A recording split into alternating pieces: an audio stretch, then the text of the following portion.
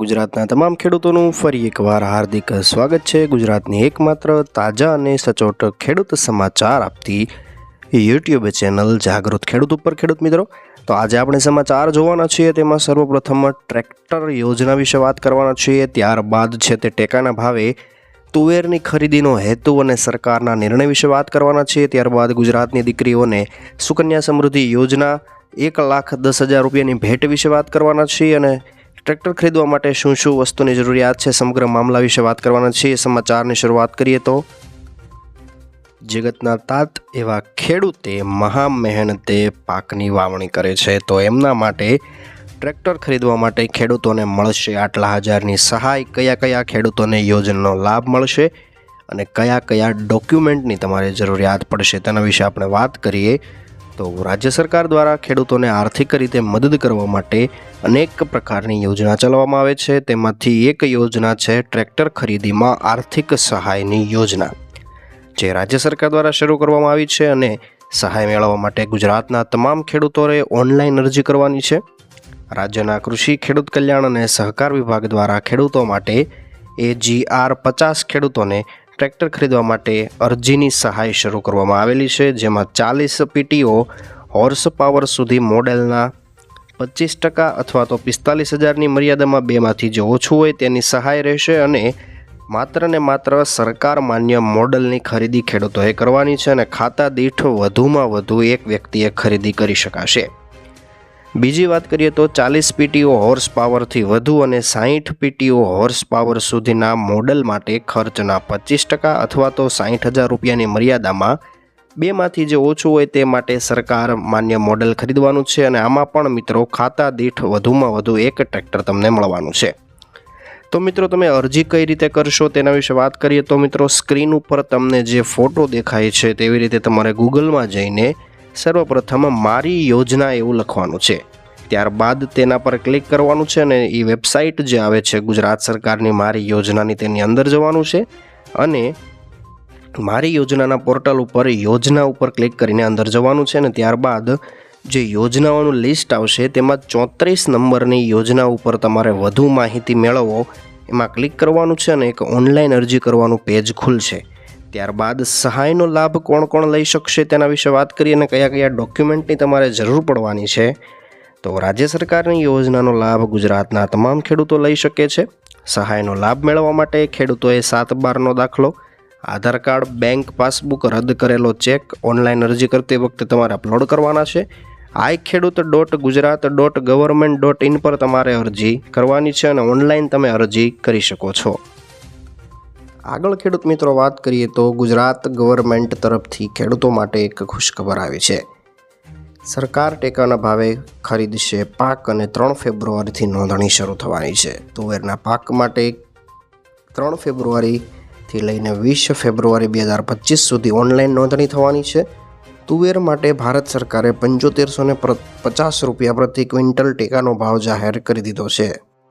શું છે સમગ્ર મામલો, આવો માહિતી મેળવીએ તો ગુજરાત સરકારે તુવેરના પાકની ટેકાના ભાવે ખરીદી કરવા માટે એક મહત્વપૂર્ણ પગલું જાહેર કર્યું છે અને આ માટે કુલ 206 ખરીદ કેન્દ્ર બનાવવામાં આવ્યા છે, જેથી ખેડૂતો તેમની મહેનતે પકવેલા પાકના પોષણક્ષમ ભાવ મેળવી શકે। કૃષિમંત્રી રાઘવજી પટેલની અધ્યક્ષતામાં મળેલી બેઠકમાં એક નિર્ણય લેવામાં આવ્યો છે અને તુવેર પાકની વેચાણ માટે નોંધણી કરવા માટે કુલ 206 ખરીદ કેન્દ્ર નક્કી કરવામાં આવ્યા છે। તુવેરના પાકના ટેકાના ભાવે વેચાણ કરવા ઈચ્છતા ખેડૂતો માટે ઓનલાઈન નોંધણી 3 ફેબ્રુઆરી 2025થી લઈને 20 ફેબ્રુઆરી 2025 સુધી ચાલુ રહેશે। ખેડૂતો આ નોંધણી ગ્રામ કેન્દ્રો પરથી અથવા તો VCE મારફતે નાફેડના સમૃદ્ધિ પોર્ટલ પર મફતમાં કરાવી શકશે। પ્રધાનમંત્રી અન્નદાતા આય સંરક્ષણ અભિયાન હેઠળ ટેકાના ભાવે વિવિધ પાકોની ખરીદી કરવામાં આવે છે અને આ વર્ષે તુવેર માટે 7550 રૂપિયા પ્રતિ ક્વિન્ટલ ટેકાનો ભાવ જાહેર કરવામાં આવ્યો છે, જે ખેડૂતોને નિશ્ચિંત થઈને તુવેર પકવવા માટેનું પ્રોત્સાહન આપે છે। આ નિર્ણય ગુજરાતના ખેડૂતો માટે મહત્વપૂર્ણ મદદરૂપ નિર્ણય સાબિત થશે અને ઉત્પાદનનો યોગ્ય ભાવ પ્રાપ્ત કરવામાં પણ મદદ કરશે। કરદાતાઓથી લઈને ખેડૂતો અને મધ્યમ વર્ગના લોકો માટે આવનારા બજેટ 2025માં થઈ શકે છે 10 મોટી જાહેરાતો। ફટાફટ જોઈએ તો મિત્રો 1 ફેબ્રુઆરીના રોજ નાણામંત્રી નિર્મલા સીતારમણ વડાપ્રધાન મોદીના ત્રીજા કાર્યકાળનું પ્રથમ બજેટ અને નાણામંત્રી તરીકેનું તેમનું સતત 8મું બજેટ રજૂ કરશે. ખેડૂતોથી લઈને મહિલાઓ અને યુવાનોથી લઈને કાર્યકારી વ્યવસાયિકો સુધી દરેકને બજેટથી 2025થી મોટી અપેક્ષાઓ છે. વિવિધ અહેવાલ અનુસાર બજેટમાં પીએમ કિસાન સન્માન નિધિ યોજનાની રકમમાં આવકવેરામાંથી મુક્તિ થવાની અપેક્ષા છે. આવકવેરા વિશે વાત કરીએ તો આવકવેરાની મુક્તિની શક્યતા બિઝનેસ સ્ટાન્ડર્ડ સરકારી સૂત્રોને ટાંકીને જણાવાયું છે કે આ વખતે બજેટમાં નવી ટેક્સ પ્રણાલી હેઠળ 10 લાખ રૂપિયા સુધીની વાર્ષિક આવકને કરમુક્ત કરી શકાય છે અને ઉપરાંત 15થી 20 લાખ રૂપિયાની વાર્ષિક આવકને 25% નવો ટેક્સ સ્લેબ રજૂ કરવાની યોજના છે. પીએમ કિસાન યોજનાની વાત કરીએ તો યોજનાની રકમમાં વધારો થઈ શકે છે. પીએમ કિસાન યોજના હેઠળ લાયક ખેડૂતોને દર વર્ષે વાર્ષિક 6,000 રૂપિયાના હપ્તા આપવામાં આવે છે અને 3 હપ્તામાં 6,000 રૂપિયાનો હપ્તો ટ્રાન્સફર થાય છે. તો બોફાના રિપોર્ટ અનુસાર બજેટમાં પીએમ કિસાન યોજનાની રકમ વધીને આવી શકે છે. એવા સમાચાર છે કે ખેડૂતોને આપવામાં આવતી સહાયની રકમમાં વાર્ષિક 12,000 રૂપિયા સુધીનો વધારો થઈ શકે છે. ખેડૂતોને એક અન્ય નવી રાહત મળી શકે છે. આગામી બજેટ 2025-26માં ખેડૂતો માટે મહત્વપૂર્ણ ભેટની અપેક્ષા છે કે સરકાર કિસાન ક્રેડિટ કાર્ડ પર લોન મર્યાદા વધારીને 5 લાખ રૂપિયા સુધી કરવાની તૈયારી બતાવી રહી છે. હાલમાં કિસાન ક્રેડિટ કાર્ડની મર્યાદા 3 લાખ રૂપિયા સુધી વધેલી છે. તો 3 લાખમાંથી 5 લાખ રૂપિયા કદાચ કરી શકે છે. સ્ટાન્ડર્ડ ડિડક્શન વધી શકે છે. જૂની અને નવી બંને ટેક્સ પ્રણાલી હેઠળ સ્ટાન્ડર્ડ ડિડક્શન અંગેનો નિર્ણય કેન્દ્રીય બજેટ 2025માં લેવામાં આવી શકે છે. વિશ્લેષકો વધતી જતી ફુગાવાથી રાહત આપવા માટે, કરદાતાઓને વધુ આવક મેળવવાની મંજૂરી આપવા માટે અને નવા અને જૂના બંને આવકવેરા શાસન હેઠળ પ્રમાણભૂત કપાતનું સ્તર વધવાની જરૂરિયાત પર ભાર મૂકી શકાય છે. ત્યારબાદ વીમા ક્ષેત્રની કંપનીઓમાં આશા છે કે આગામી કેન્દ્રીય બજેટ તેમને વીમા, આરોગ્ય સંભાળ ક્ષેત્રો માટે છૂટછાટ અને અનેક પ્રકારના કર લાભ પ્રદાન કરશે. એસબીઆઈ જનરલ ઇન્સ્યોરન્સ ડિરેક્ટર અને ચીફ એક્ઝિક્યુટિવ ઓફિસર નવીન ચંદ્ર ઝાએ જણાવ્યું હતું કે 2047માં બધા માટે વીમોના લક્ષ્યો પ્રાપ્ત કરવા માટે વીમા સુગમ જેવી પહેલને નિયમનકારી અને નાણાકીય સહાયની જરૂર છે અને આશા છે કે સરકાર તેમને મદદ કરશે. આવાસ યોજના વિશે વાત કરીએ તો ઘર ખરીદનારાઓને રાહત મળી શકે છે. સરકાર બજેટમાં સસ્તા મકાનો ખરીદવાને પ્રોત્સાહન પણ આપી શકે છે. હાલમાં 35 લાખ રૂપિયા સુધીના ઘર ખરીદવા માટે લેવામાં આવતી લોનના વ્યાજ દર પર સરકાર સબસિડી આપે છે અને બજેટમાં 35 લાખ રૂપિયાનું જે લોન છે તે વધારીને 50 લાખ રૂપિયા પણ કરી શકે છે. ત્યારબાદ એનપીએસ યોજનાના જેટલા પણ મેમ્બર છે તેમના માટે મહત્વના સમાચાર આવી શકે છે. યોજનાને વધુ આકર્ષક બનાવવા માટે સરકાર બજેટ 2025માં ઘણા બધા ફેરફાર કરી શકે છે અને કોઈપણ જાતની જાહેરાત તેના લઈને હજુ સુધી નથી થઈ, પરંતુ બજેટમાં તેને સંબંધિત કોઈ જાહેરાત થઈ શકે છે. મીડિયા રિપોર્ટ્સ અનુસાર સરકાર એનપીએસમાં સુધારા કરશે અને તેના કારણે રોકાણકારોને અને વરિષ્ઠ નાગરિકોને ફાયદો થશે. વરિષ્ઠ નાગરિકોની વાત કરીએ તો બજેટ 2025માં વરિષ્ઠ નાગરિકો માટે આરોગ્ય વીમા પ્રીમિયમની મર્યાદા 1 લાખ રૂપિયા સુધી વધી શકે છે. અન્ય લોકો માટે આરોગ્ય વીમા પ્રીમિયમની મર્યાદા 50,000 રૂપિયા સુધી વધી શકે છે અને વરિષ્ઠ નાગરિકો માટે 1 લાખ રૂપિયા સુધી વધી શકે છે. એલટીસીજી અંગે જાહેરાત શક્ય થઈ શકે છે. બજારની અંદર બજેટમાં long term capital gain LTCG ફ્રેમવર્કમાં કેટલાક સુધારાની અપેક્ષા છે અને લાંબા ગાળાના મૂડી લાભ કરમાંથી ઇન્ડેક્સના લાભોને ગયા વર્ષે દૂર કરવામાં આવ્યા હતા. તો નાની બચત યોજના વિશે વાત કરીએ તો 2025ના કેન્દ્રીય બજેટમાં નાની બચત યોજનાઓ અંગે જાહેરાત શક્ય છે. વિશ્લેષકો અપેક્ષા રાખે છે કે આના કારણે પીએફ અને નેશનલ સેવિંગ સર્ટિફિકેટ અને સુકન્યા સમૃદ્ધિ યોજના જેવી લોકપ્રિય અને નાની બચત યોજનાઓ પર પણ અસર થશે અને અંદાજિત અસરો પાછળ કર નીતિઓ અને વ્યાજ દરોમાં સંભવિત ફેરફારોને પ્રેરક પરિબળ તરીકે માનવામાં આવે છે. ત્યારબાદ મિત્રો વાત કરીએ તો જે રીતે આપણે વિડીયોની શરૂઆતમાં કીધું તે રીતે ગુજરાત સરકાર દીકરીઓને આપશે 1,10,000 રૂપિયાની સહાય. કોને કઈ રીતે લાભ મળવાનો છે? તો દીકરી એટલે વહાલનો દરિયો. ભારત દેશની દીકરીઓ આજે દરેક ક્ષેત્રમાં આગળ વધીને પોતાનું અને દેશનું નામ રોશન કરી રહી છે. ત્યારે સમાજમાં દીકરીના જન્મને પ્રોત્સાહન આપવા અને સ્ત્રી ભ્રૂણ હત્યાને અટકાવવા માટે વર્ષ 2019થી વહાલી દીકરી યોજના અમલમાં આવી છે. વહાલી દીકરી યોજના અંતર્ગત ત્યાર સુધીમાં 2.78 લાખથી વધારે દીકરીઓની 3,000 કરોડથી વધારેની સહાય મંજૂર કરવામાં આવી છે. વડાપ્રધાન નરેન્દ્રભાઈ મોદી અને મુખ્યમંત્રી ભૂપેન્દ્રભાઈ પટેલના નેતૃત્વમાં રાજ્યની અંદર કન્યા કેળવણીને સતત પ્રોત્સાહન આપવામાં આવી રહ્યું છે.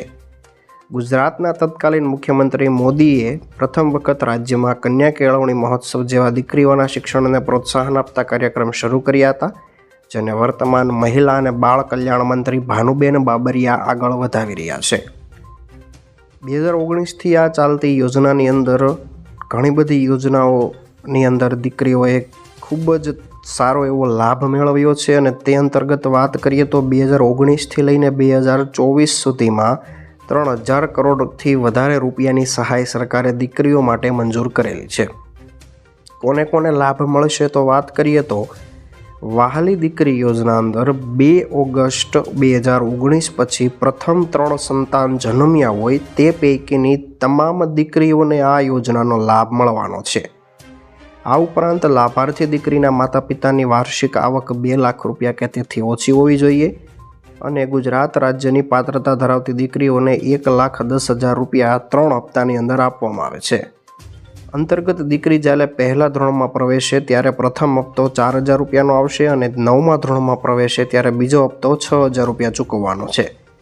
દીકરી 18 વર્ષની ઉંમરે ઉચ્ચ શિક્ષણ અને લગ્ન સહાય માટે 1 લાખ રૂપિયા અને ત્રીજા હપ્તા તરીકે તમને 1 લાખ રૂપિયા મળવાના છે. યોજનાનો લાભ મેળવવા માટે ફોર્મ તમને જિલ્લા મહિલા અને બાળ અધિકારીની કચેરીની ખાતેથી મળી જવાનું છે અને આ ઉપરાંત તમે ગ્રામ પંચાયત અને VCE મારફતે પણ તમે ઓનલાઈન અરજી કરાવી શકો છો. Gujarat weather forecast Ambalal prediction વિશે વાત કરીએ તો ગુજરાતના આ 7 જિલ્લામાં થશે માવઠું. હવામાન વિભાગ અને અંબાલાલ પટેલે કરી છે મહત્વની આગાહી. ગુજરાતમાં ફેબ્રુઆરી નજીક આવી રહી છે તેમ તેમ ઠંડીનું જોર ઘટી રહ્યું છે. ગુજરાતમાં ફેબ્રુઆરીના પ્રથમ સપ્તાહમાં કમોસમી વરસાદની આગાહી કરવામાં આવી છે અને હવામાન વિભાગ અંબાલાલ પટેલે અને હવામાન નિષ્ણાંતે પણ આગાહી કરી છે. ગુજરાતના કેટલાક વિસ્તારોમાં માવઠું થાય તેવી આગાહી વ્યક્ત કરતા ગુજરાતના તાતના માથે ચિંતાના વાદળો ઘેરાયા છે. આગામી 2 અને 3 ફેબ્રુઆરીના રોજ રાજ્યના સૌરાષ્ટ્ર, દક્ષિણ ગુજરાત અને ઉત્તર ગુજરાતના 7 જિલ્લામાં છૂટાછવાયા સ્થળોએ કમોસમી વરસાદની આગાહી કરવામાં આવી છે. હવામાન નિષ્ણાંત અંબાલાલ પટેલની વાત કરીએ તો ફેબ્રુઆરી મહિનાની શરૂઆતમાં ગુજરાતના ભાગોમાં ભારે પવન સાથે કમોસમી વરસાદ અને કરા પડવાની શક્યતા તેમણે વ્યક્ત કરી છે અને હવામાન વિભાગના અમદાવાદ કેન્દ્રના ડાયરેક્ટર A.K. દાસે જણાવ્યું હતું કે પવનની દિશા ઉત્તર પશ્ચિમ છે અને તેના કારણે ભેજ આવી રહ્યો છે. હાલ વેસ્ટર્ન ડિસ્ટર્બન્સ પસાર થઈ રહ્યું છે, તેના કારણે છૂટાછવાયા સ્થળ પર હળવા વરસાદની આગાહી આપવામાં આવી છે. A.K. દાસે જણાવ્યું છે કે માવઠા અંગેની આગાહી આપી હતી અને આગામી 4 દિવસ હવામાન શુષ્ક રહેશે. ત્યારબાદ 5મા અને 6ઠા દિવસે એટલે કે 2 અને 3 ફેબ્રુઆરીના રોજ સૌરાષ્ટ્ર, દક્ષિણ ભાગ અને ઉત્તર ગુજરાતના દક્ષિણમાં છૂટાછવાયા વરસાદ થવાની શક્યતા રહેલી છે. આ થઈ મિત્રો તાપમાન અને ઠંડીની વાત. તો માવઠા અંગે માહિતી આપતા જણાવ્યું હતું કે 2 ફેબ્રુઆરીના રોજ અમરેલી, ભાવનગર, નવસારી અને વલસાડમાં છૂટાછવાયા વરસાદ થશે અને સાથે જણાવ્યું હતું કે 3 ફેબ્રુઆરીના રોજ અમરેલી, ભાવનગર, અરવલ્લી, દાહોદ, મહીસાગરમાં વરસાદની છૂટાછવાયા વિસ્તારમાં સામાન્યથી હળવો વરસાદ થશે તેવી આગાહી આપવામાં આવી છે. હવામાન નિષ્ણાંત અંબાલાલ પટેલે આગાહી કરતા જણાવ્યું છે કે વેસ્ટર્ન ડિસ્ટર્બન્સ બંગાળના ઉપસાગર અને અરબ સાગરના ભેજને કારણે 2 થી 5 ફેબ્રુઆરી ગુજરાતના વાતાવરણમાં પલટો આવશે. કેટલાક ભાગોમાં ગાજવીજ સાથે ભારે પવન સાથે વરસાદની શક્યતા રહેશે. માવઠા અને કરા માટેની આગાહી કરતાં તેમણે જણાવ્યું છે કે ફેબ્રુઆરી મહિનાની શરૂઆતમાં ગુજરાતના ભાગોમાં ભારે પવન સાથે કમોસમી વરસાદ અને કરા પડવાની પણ શક્યતા છે. 2 થી 3 ફેબ્રુઆરીમાં ગુજરાતના વલસાડ અને સુરતના ઘણા બધા ભાગોમાં વરસાદ પડવાની આગાહી કરવામાં આવેલી છે. 50% રેશન કાર્ડ ધારકોને તુવેર દાળ નહીં મળે. જ્યાં મિત્રો સરકાર દ્વારા NSFએ રેશન કાર્ડ ધારકોને ફાળવવામાં આવતા જથ્થા પૈકી તુવેર દાળની ફાળવણી 50% કરવામાં આવતા વધુ એકવાર રેશન કાર્ડ ધારકો અને રાશન વિક્રેતાઓ વચ્ચે ગજગ્રહની પરિસ્થિતિ ઊભી થવા પામી છે. ગુજરાત રાજ્ય સરકાર દ્વારા NFSએ રેશન કાર્ડ ધારકોને પોતાની કલ્યાણકારી યોજનાઓ દ્વારા વખતો વખત ખાંડ, નમક, તેલ, દાળ, ચણા જેવી જણસીઓનું વ્યાજબી ભાવે વિતરણ કરવામાં આવે છે. ત્યારે ફેબ્રુઆરી 2025ના મહિના માટે 50% રેશન કાર્ડ ધારકોને તુવેર દાળની ફાળવણી કરવામાં આવી છે અને 50% લોકો એટલે કે ગુજરાત રાજ્યનો અડધો રાષ્ટ્રીય અન્ન સલામતી કાયદા હેઠળના રેશન કાર્ડ ધારકો જે છે તે તુવેર દાળથી વંચિત રહેશે. તુવેર દાળ મેળવનારા કાર્ડ હોલ્ડર્સ અને તુવેર દાળ નહીં મેળવનારા કાર્ડ હોલ્ડર્સ વચ્ચે એક પ્રકારે અસમંજસની સ્થિતિ સર્જાણી છે. આ પ્રકારની ફાળવણી રાજ્ય સરકાર વારંવાર કરે છે અને આનો ઉદ્દેશ્ય શું હોઈ શકે, આની પાછળનો શું તર્ક હોઈ શકે, એની સ્પષ્ટતા સરકારે કરવી જોઈએ. એક સરખી કેટેગરી ધરાવતા કાર્ડ ધારકો વચ્ચે એક પ્રકારે ભેદભાવ જેવી પરિસ્થિતિનું નિર્માણ થવાથી રાશન વિક્રેતાઓ પણ શંકાના ઘેરામાં આવે છે. પરિણામે રાશન વિક્રેતાઓ અને રાશન કાર્ડ ધારકો વચ્ચે વિરોધ વધે છે અને ખોટા આક્ષેપો થાય છે. સરકાર શા માટે રાશન કાર્ડ ધારકોની વચ્ચે આવો ભેદભાવ કરી રહી છે, અથવા તો સરકાર એવી તો શું મંછામાં રહેલી છે કે આ પ્રકારે વિઘટનકારી નીતિ અપનાવે છે કે કોઈ ચાલુ મહિના દરમિયાન તુવેર દાળની ફાળવણી જ નથી કરતી, અથવા તો કોઈ માસ દરમિયાન તુવેર દાળની 50% ફાળવણી કરે છે અને ઘણી વખત ફાળવણી કર્યા બાદ વેપારી દ્વારા નાણાં ભરી આપવામાં આવ્યા હોવા છતાં પણ દુકાન સુધી દાળ ન પહોંચવાની વાત આવી રહી છે અને ગોડાઉન ખાતે પણ જથ્થો નથી પહોંચી રહ્યો. આવી બધી વિષમતાઓને કારણે સરકાર શા માટે નિવારી નથી શકતી? શું તેની પાસે બજેટ નથી? શું તેની પાસે સ્ટાફ નથી? કે તેમની પાસે સુવ્યવસ્થિત માળખું નથી? આ બાબતે તમારું શું કહેવું છે? કમેન્ટ કરી દેજો. તમામ સત્તા, સાધન અને સગવડ હોવા છતાં મૂળ હેતુ સાંધવામાં વારંવાર નિષ્ફળ હોવાનું કારણ પણ ઉજાગર થવું જોઈએ. ગરીબો સુધી તેના હકનું અનાજ, કઠોળ, તેલ, ખાંડ, નમક વગેરે યોગ્ય માત્રામાં નિશ્ચિત સમયે પહોંચી જવું જોઈએ.